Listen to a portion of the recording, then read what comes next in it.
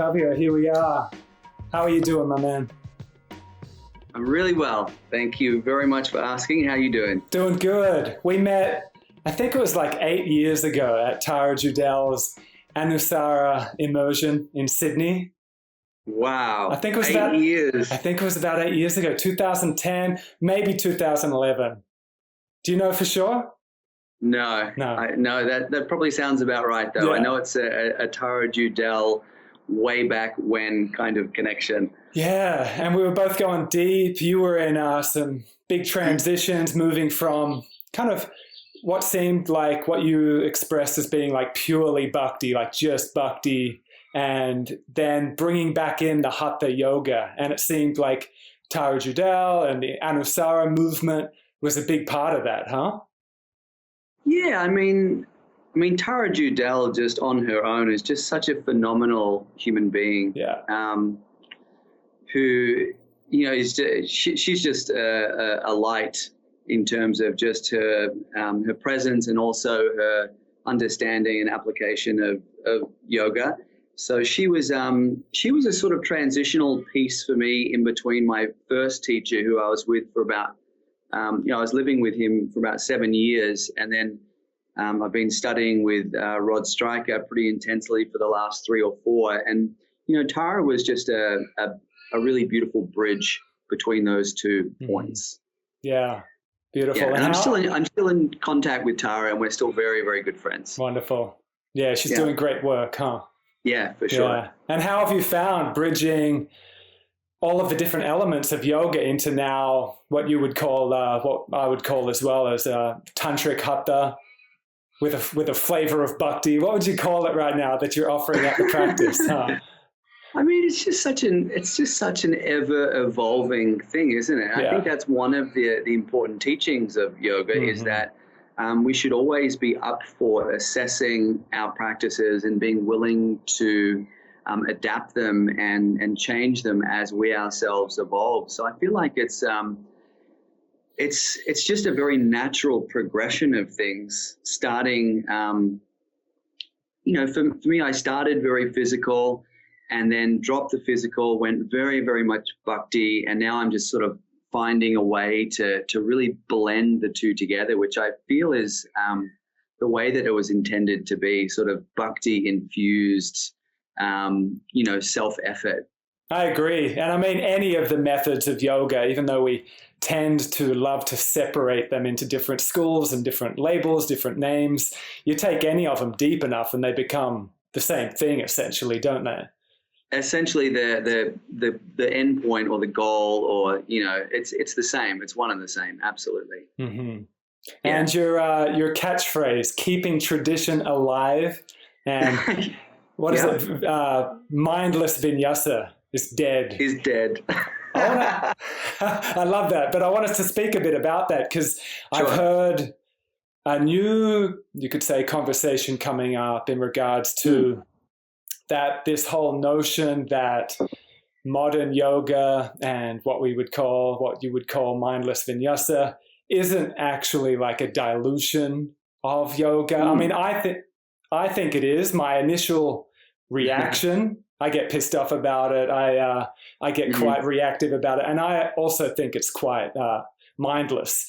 And but I've also heard the opposing view, the uproar of like, nah, man, like look at the actual history of yoga, and it was all very much the same.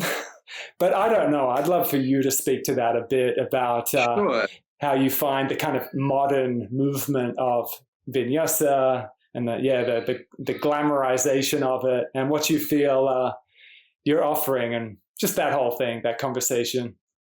How long do you have, Stuart? I've got 2 hours, but I'll give you 10 minutes on that subject. Oh man.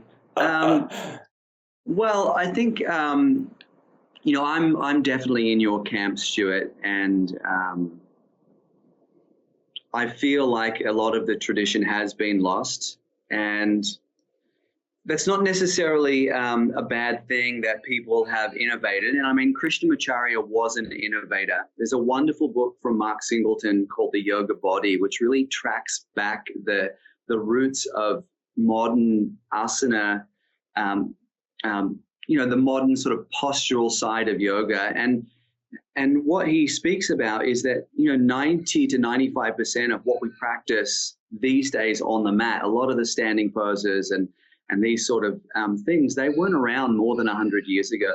Before Krishnamacharya was commissioned and employed to come up with a modern movement system to develop the Indian culture into something more strong and physically robust, yoga asana did not look that way. It was very much about floor poses, seated poses, deep-seated twists, belly down, back bends, elbows in the guts, headstand, shoulder stand.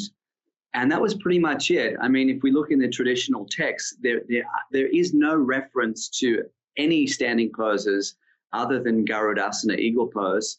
And that is simply because of the effect that it has on the dual synchronization of the brain hemispheres, which is an important piece in getting energy into Sushumna. You need the solar and lunar sides of the brain and the body co-activated to access that center. So we see Garudasana there, but other than that, we don't see the warriors, we don't see the standing laterals and these sort of things. And that doesn't mean that they're not good. It just means that they don't come necessarily from tradition. They were grafted on to tradition to suit a specific purpose. And that's great, but we have to understand that they are the modern, more sort of dynamic and strength-building asanas. They are there to serve a purpose. And I believe that if we are going to move in that direction, then we have to move equally in the opposite direction and make sure that we hold to the traditional roots of yoga. Because the reality is it's the traditional stuff that is going to help us develop the internal capacity to meditate and be still, which is, in my opinion and in my teacher's opinion, and as far as I'm aware, in the opinion of the tradition of yoga, meditation is the goal. So goat yoga, beer yoga, blue light, disco yoga. Do you think man. I mean, I'm in the thick of it here, like in Canggu. It's just like an absolute yoga Las Vegas. It's hilarious. Well, it's becoming like that here as well in Fremantle. There's so much on offer. There's some really good stuff as well, but a lot of the fad stuff, a lot of the disco yoga and goat yoga and beer yoga. It's so wild. It's so wild. I am trying to see the blessings in it, and it is getting people into a feeling of community and getting people feeling good. But my instant reaction is, fuck, man, this is just bullshit. Yeah, I know. I hear you, Stuart. Yeah.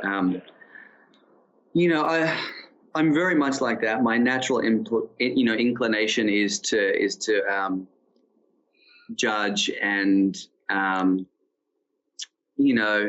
be heavy like that. But I'm starting to recognize that isn't actually good for my immune system, and it's not good for my state of mind. So I'm trying to find a little bit more peace with everything. And I've spoken to my teacher about this at length, and what he says is that in the beginning,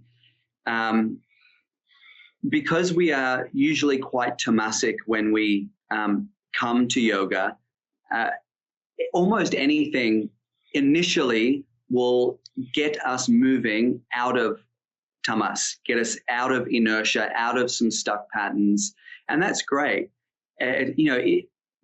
Honestly, I mean, I've never done goat yoga and I've never done beer yoga, but anything that challenges habitual ways of thinking and showing up, it is going to break some patterns and establish a little bit of new momentum. The issue is, according to Yoga Rupa, and I agree with him, is that this kind of rajas, this kind of momentum, it cannot sustain itself for very long. So it'll help you make changes quite quickly, but then through the process of evolving, we then have to become more skillful and more selective with rajas and how we use it, which means that our choices for practice actually get narrower and narrower if we want to continue moving towards sattva. Yeah, for listeners that don't know that dialogue, and there would be some, do you want to speak about tamas, rajas, sattva, and that yogic journey of balancing those threads? Yeah, absolutely, for sure. So tamas is basically inertia, it's stuckness, it's the ways that we are stuck in our life and in our practice, and it's going to show up differently for everyone. Maybe for some it's laziness, maybe for some it's judgment, maybe for some it's even overworking. Like tamas shows up in a lot of different ways, but any way that we are stuck in our life, that is tamas. And it's a kind of, it's a weightiness, it's a density, and eventually the idea is to move from this place of darkness and density towards more clarity and freedom and lightness. And in order to do that, we need momentum. Which is the rajas. So in the beginning, almost any kind of momentum will be beneficial for us. However, rajas can only go, it's momentum, so it can only go either towards tamas or towards sattva. It can go towards inertia or it can go towards clarity. And for a little while, it might be going towards clarity, towards sattva. For example, when I started, I was doing a lot of ashtanga and a lot of powerful vinyasa, and that was amazing in the beginning because it got me moving. It got me out of my stuckness. It opened up a whole new set of skills and opportunities and friendships and communities and all of these sort of things, and that was amazing. But as I started to move beyond my patterns, that momentum and that heat eventually turned to overstimulation and overheating and an amplification of some of the more fiery tendencies that I have inside of myself. And what I actually needed to do, probably about 5 years before I actually made a change, was to slow down my practice, start holding poses for longer, working more with meditation, more with cooling asanas, still find ways to produce rajas and keep the momentum, but do it in a much more mindful way. And then comes sattva, the meditative tranquility. That's right, because rajas on its own is not going to allow the mind to meditate, to achieve that goal of yoga. And I think it can be confusing for us in our culture where we get hooked on the rajas. Like, it feels good at first. And like you said, you probably should have slowed down 5 years earlier, but it felt good. And by 5, I mean 10, Stuart. But it feels great, and then tamas generally comes in, and burnout or depression or fuck, this isn't it. Yeah, exactly. But then that can be an opportunity to drop into the sattva, can't it? Of course. I mean, one way or another, we're going to get there. Life is so generous like that, and it's always going to provide us with opportunities to refine ourselves, either through like breakdown and getting smashed to pieces, injury, whatever it is, as a result of just this overstimulation. Which was my case, for sure. And mine, I think we're both from the school of hard knocks, and we, as much as people can tell us this and that, we kind of need to find out for ourselves. And and that's okay. That's a path too. It's maybe not the quickest path, but it's definitely a way. And while we're getting kind of just fierce and candid with our dialogue, sure. So you're teaching Tantric yoga, essentially. Yes. In a big way. What are your feelings and perceptions on this movement of like neo-tantra? It's bullshit, Stuart. It's, I mean, to say that the sexual side of Tantra is, I've heard people say, it is a part of Tantra, or even it's 1% of Tantra. It's really not even 1%. I'd say it's 0.001%. And it was always kept aside for those very, very advanced adepts that had mastered the right-handed path. Mm-hmm. So they've already awoken their kundalini through the practices of Raja Yoga and Hatha Yoga, and they're already a master of their mind, a master of their body, and a master of their energy, so that they can then, go into this left-handed path and, not have it become a distraction or an addiction. Mm-hmm. And it was also often done in a way to really to bump up against one's taboos and one's configured boundaries, wasn't it? Like, it was a yogic, fierce practice of really pushing the boundaries. It wasn't just about delight, wasn't it? Oh, no. I mean, it really had nothing to do with delight, to be honest. The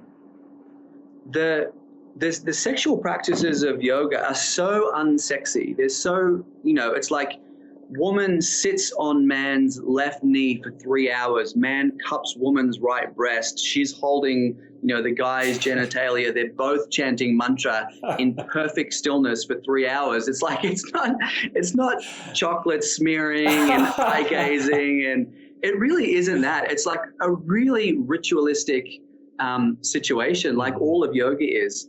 If we look at the way that the traditional pujas are run and the quality of attention that the priests are paying when they're offering their rice and ghee and mantras into the fire, it's the same kind of precision. It really it wasn't a sensual act so much. It was more about discipline, science, to stimulate a lot of power.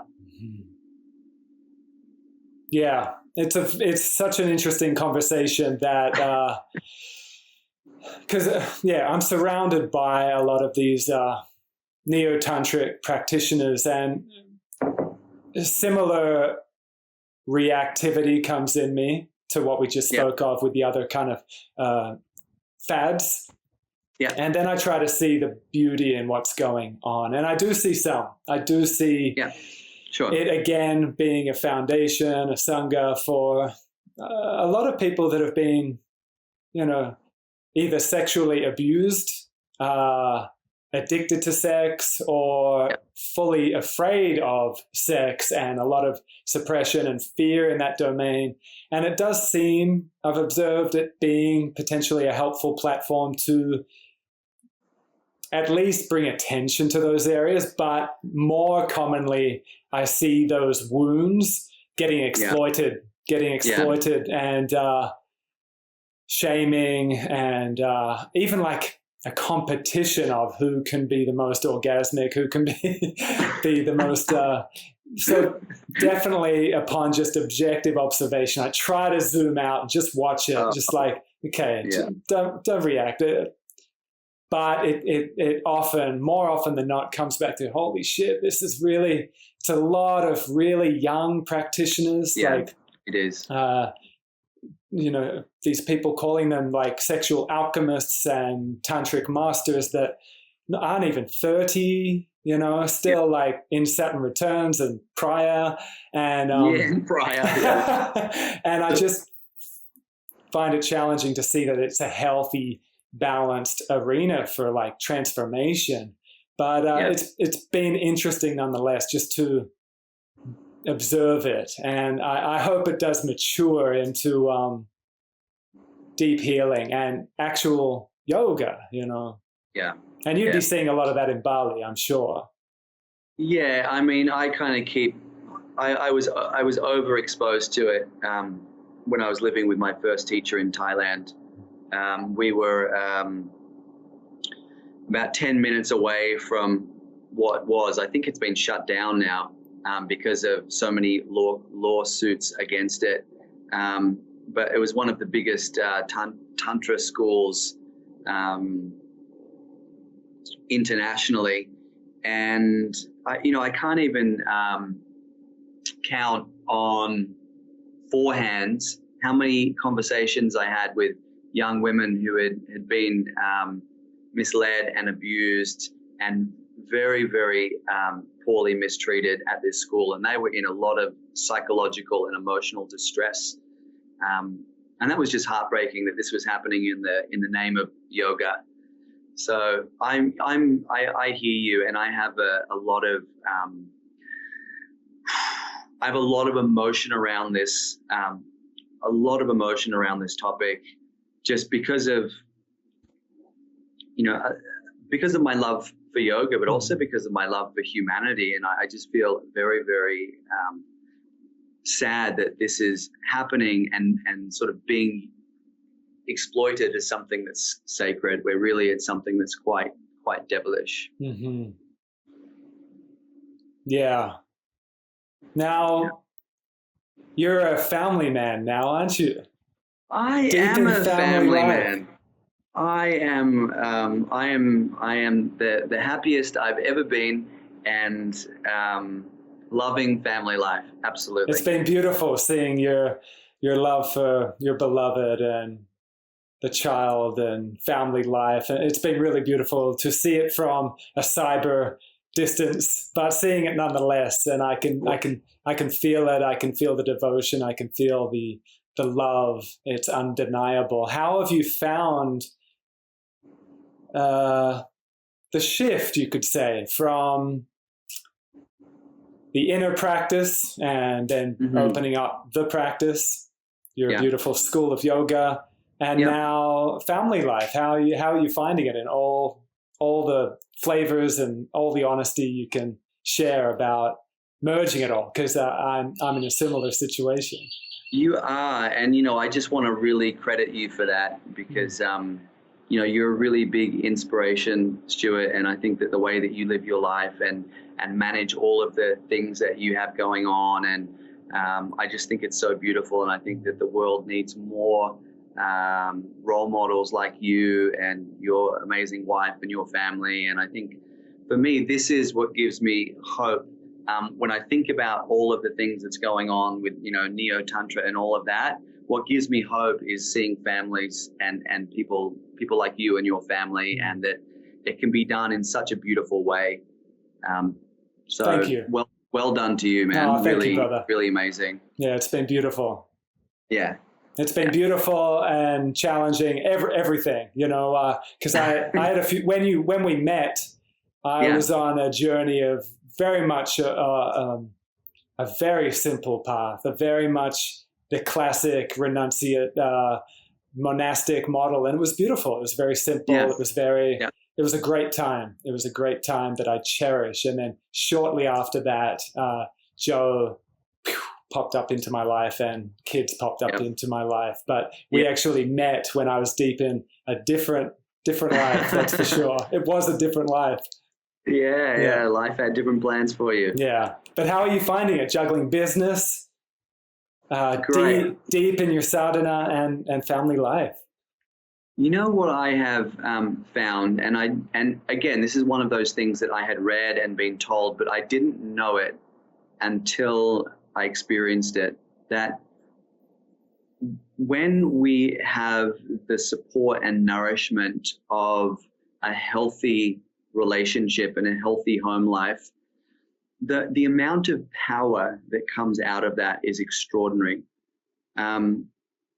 I'm doing more than I was previously to being in my current marriage and relationship, and I'm more energized.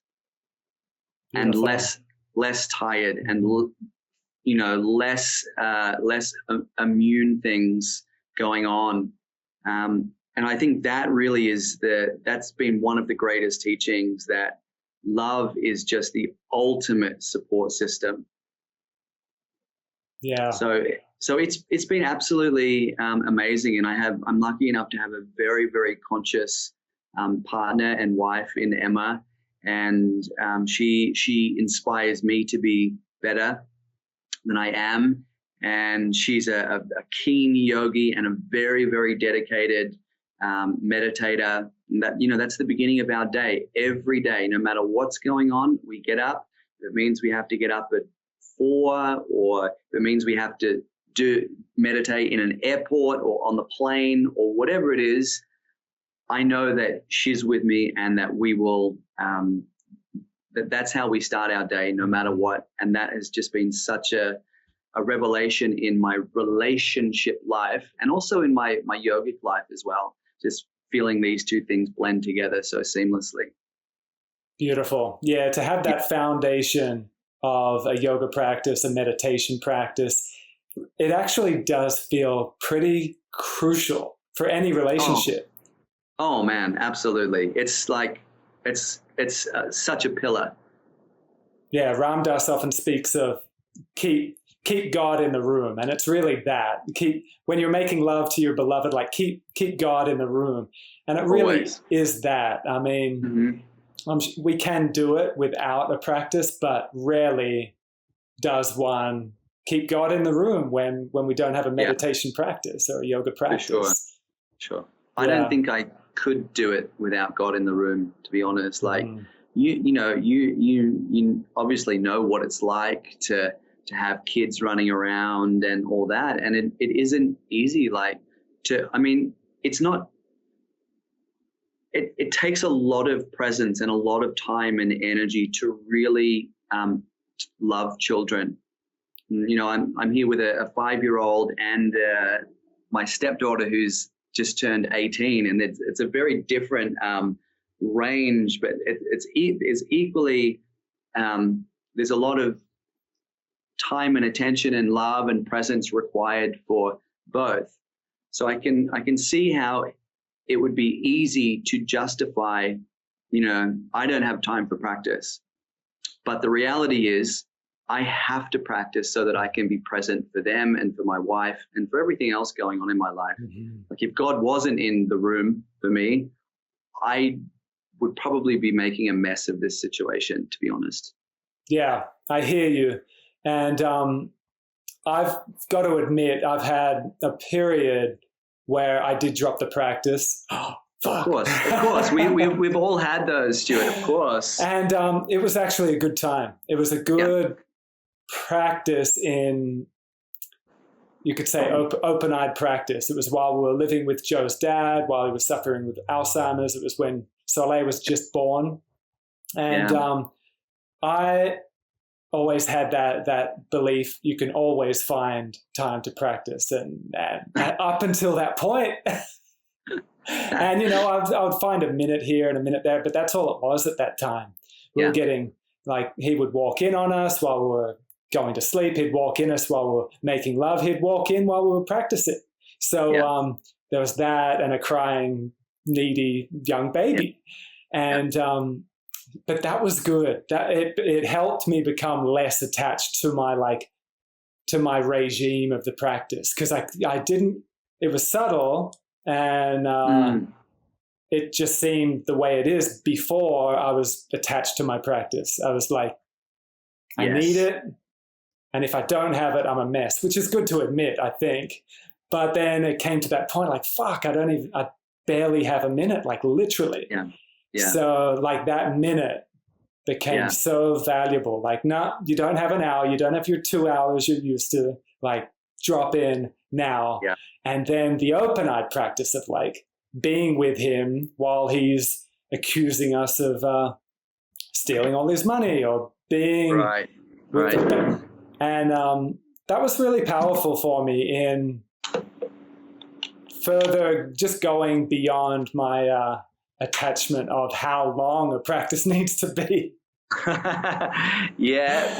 Practice can take many forms, and it can take many different time frames as well. That is absolutely true. Stuart, I'm just going to plug you into the mains. I want to make sure that... for sure. Let's see how this is going.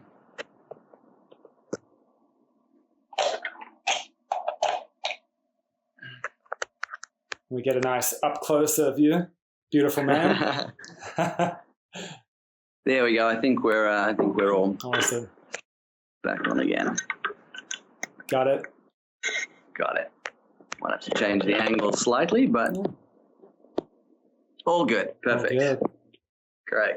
And the power of mantra became even more powerful. Of like, oh my goodness, being with him as he's not recognizing me, as he's accusing me or whatever in wow. in his Stuart, wow, man. I just want to honor what you're saying. Like that's yoga. Yeah. That's yoga. And like, that's what got revealed, you know, like whoa. observing where I'm freaking out, observing where the clash is, and wow, doing the mantra there and then, and gazing into his soul then and there. And fuck, it was tough. Yeah, but man. It was some of the richest practice I've done, you know. Yeah.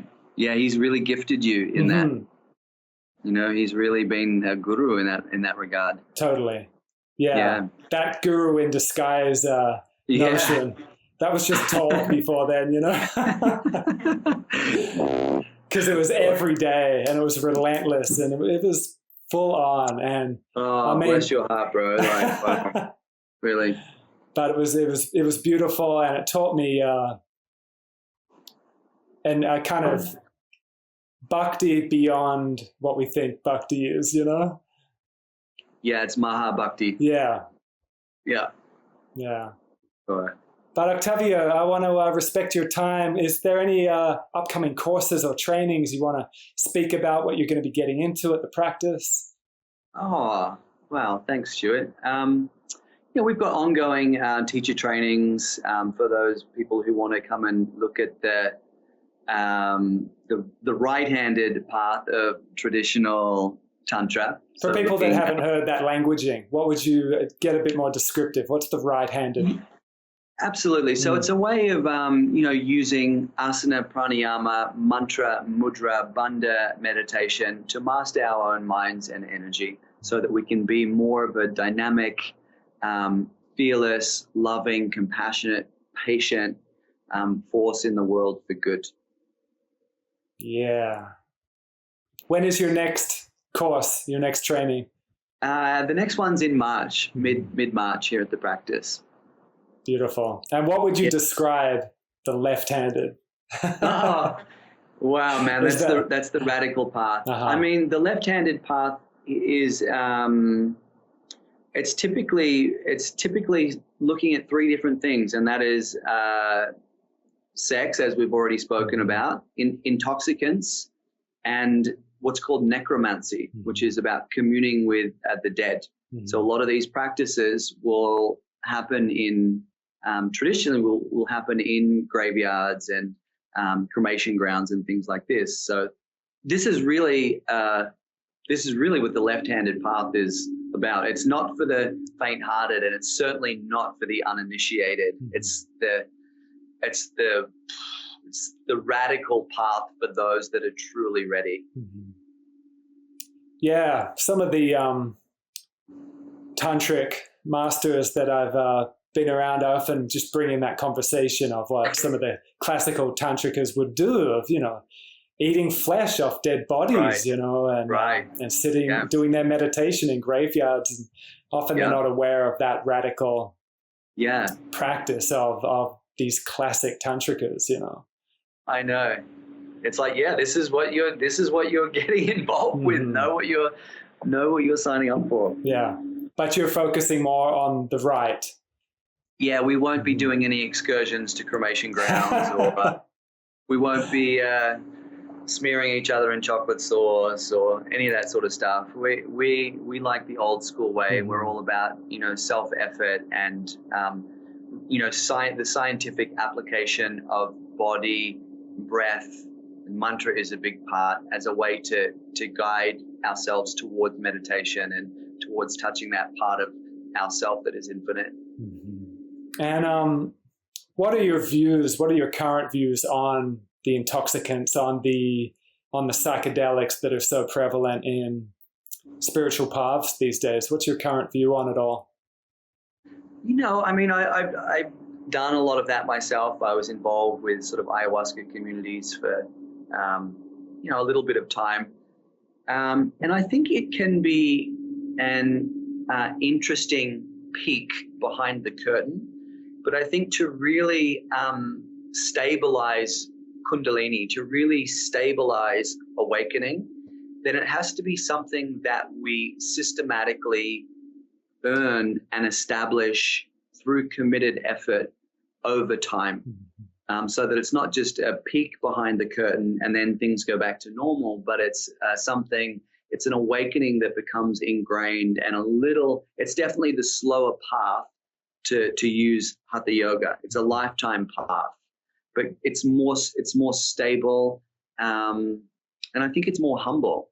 It's like, I'll do the work. I'll trust my teachers, put in the effort, and slowly, the truth will be revealed as I earn it. Yeah. Well put. Thank you for sharing.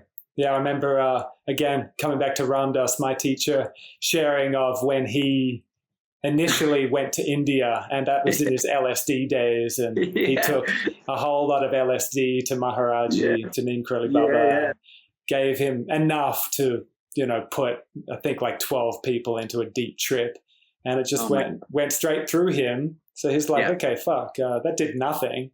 We'll give him more. Yeah. And I'll make sure he didn't toss it over his shoulder. I'll make sure let's give him more. And that is just sitting there. Yeah. And then Maharaji said, I mean, you could take this and be with Christ for a moment. Yeah. Or you could do the real practice, do the real yoga, and be Christ. Wow. Oh my goodness. Just gave me shivers. Yeah. So it's exactly that, huh? Yeah. Wow. Bless him. That was a great soul on the planet. And Ramdas, also your teacher, that's a wonderful thing for you to have found such a teacher. Yeah, it's been beautiful. Yeah. Octavio, brother, it's been great being with you. Thank you so much, Stu. Thanks so much for having me and inviting me onto your show. It's been really great. Lovely to check in with you. And thank you. Yeah, I'll be in Bali in the near future. I hope to be with you in person real soon. That would be great. Please let me know. Yeah. I'd love to see you over here. And love your work. Keep it up. Really, really appreciate you. Much love. You too, bro. Yeah. Yeah.